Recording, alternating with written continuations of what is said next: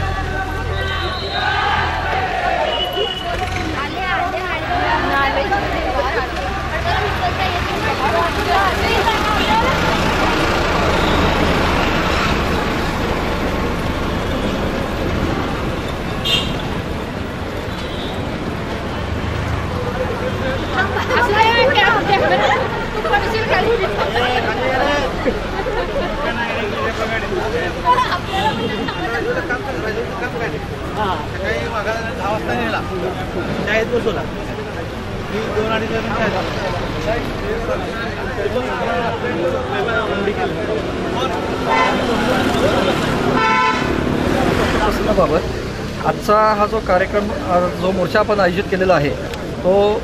सर्व homeopathic doctor Satara जिल्ह्यातील यांनी एकत्रित मिळून हा मोर्चा आयोजित केलेला आहे। तर सर्वप्रथम आमच्या शासनाकडे गेली 30 वर्ष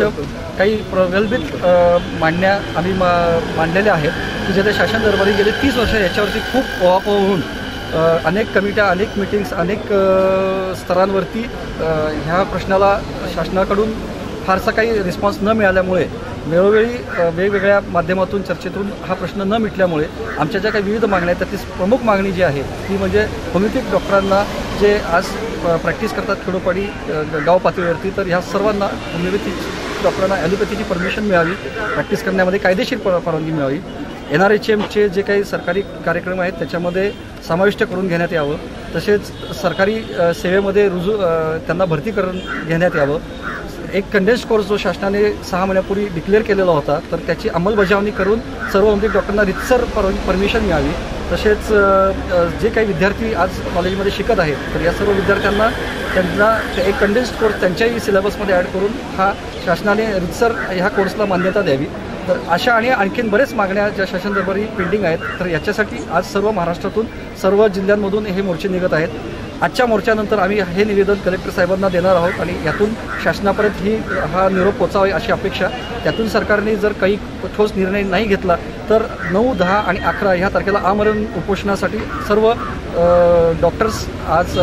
नागपूरच्या अधिवेशनाच्या ठिकाणी बसणार आहेत व 11 तारखेला एक महामोर्चा 57,000 होमिओपॅथिक डॉक्टर सातारा जिल्ह्यातील जे आहेत तर ते काढणार आहेत आणि त्याच्यासाठी सर्व ह्या माध्यमातून निदान सरकारने आता तरी आमच्याकडे लक्ष देऊन आमच्या सर्व प्रश्नांची पूर्तता करावी।